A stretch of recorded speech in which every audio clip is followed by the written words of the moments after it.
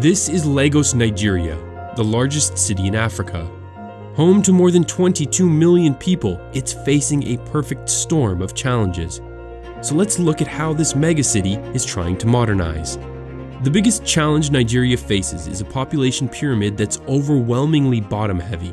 61% are younger than 25. That's a lot of jobs to create and houses to build in the coming years.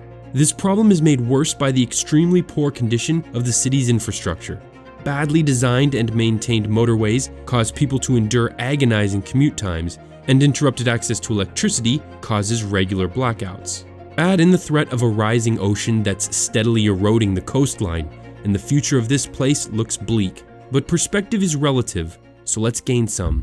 165 years ago, Lagos was an island fortress and one of the principal routes of the slave trade, until the British Navy bombarded it into submission and abolished the practice. But slavery wasn't outlawed in northern Nigeria until 1936. That means any Nigerian older than 85 can probably still remember slavery, or was a slave themselves.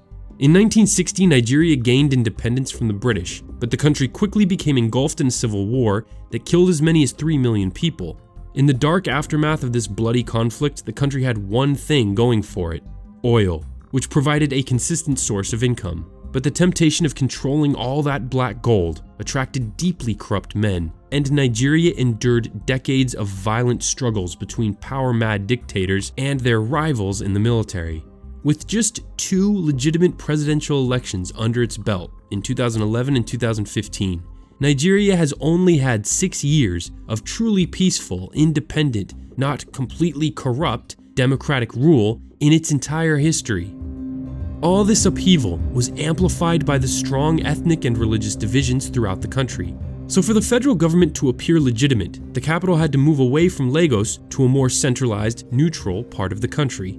Following in the footsteps of Brazil's master-planned capital, Brasilia, the Nigerians built an entire city from scratch during the 1980s. The relocation of thousands of government workers drove migration to this new capital, Abuja, the fastest-growing city in the world from 2000 to 2010. Unfortunately, while Abuja thrived, Lagos languished. With the city far away now, it became even easier for deeply corrupt federal officials to neglect the megacity's needs. But its downward spiral is quickly changing direction, thanks largely to one man, the current governor of the state of Lagos, Akinwunmi Ambode.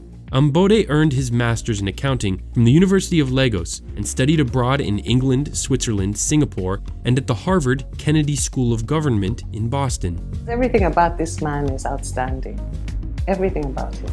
He is someone who does not leave a place without changing it for the better. Now 53 years old, with a long career serving the people of Lagos under his belt, Ambode hit the ground running upon his election in 2015. He immediately began holding regular town hall meetings. He installed a team of competent deputies who've helped him implement his mega master plan of targeted micro projects to drastically improve conditions throughout the city.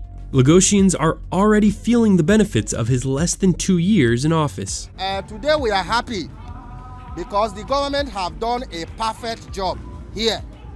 Now we can have a good access road to get to our homes, and you can see business around this area. They are doing very well. By making road fixes his first major task, Ambode wisely accomplished several important things that any new leader should immediately set out to do. 1, he gave his team a series of small, achievable goals to accomplish, allowing him time to weed out bad people and fix flawed management processes that bog down efficiency. 2, he gave himself some time to become comfortable in his new executive role and familiarize himself with the levers of power. And 3, he gained the trust of the people by doing something simple but important, completing a project that everyone wanted, on time and on budget.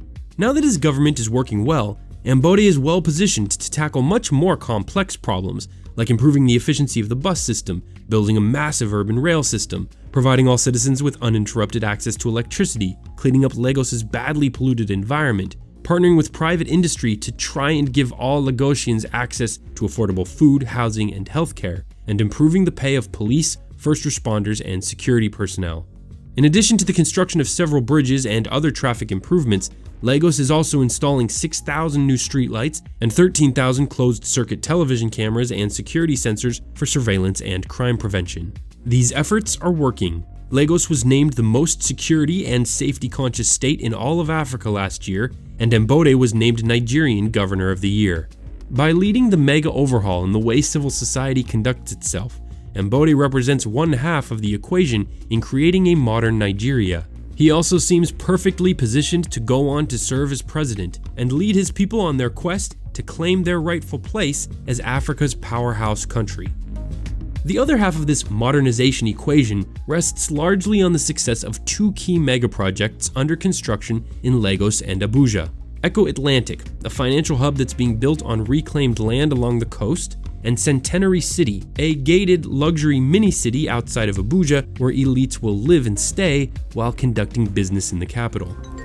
The goal is to establish Lagos as the financial hub and commercial hub of the continent of Africa. Geographically, Nigeria is centrally positioned to lead Africa's emergence in the second half of the century, but it must approach development carefully. With many parts of Lagos and the rest of the country living in squalor without good jobs or adequate housing, spending tens of billions of dollars to build playgrounds for the rich runs the risk of making the majority of the Nigerian people feel neglected and angry. In fact, the Centenary City project in Abuja is already tainted by allegations of corruption. Another challenge facing Lagos is the unstoppable rising sea level, which will eventually submerge most of the existing city. It faces the same dilemma as many other coastal metropolises around the world. Stop building on land that will likely be completely underwater by the end of the century and start building inland. Or live for the immediate future by building where people want to live now, along the waterfront. I'm confident that you'll be hearing a lot more about Nigeria and its rising star, Governor Ambode, as the country confronts these challenges head-on in the years ahead. I'm glad you enjoyed our previous video in this series about the push to land humans on Mars. It started some interesting exchanges around colonizing space generally, how to specifically reach Mars in the most efficient way, and what we should call the global space agency I proposed forming to make it happen. Until next time for TDC, I'm Bryce Plank.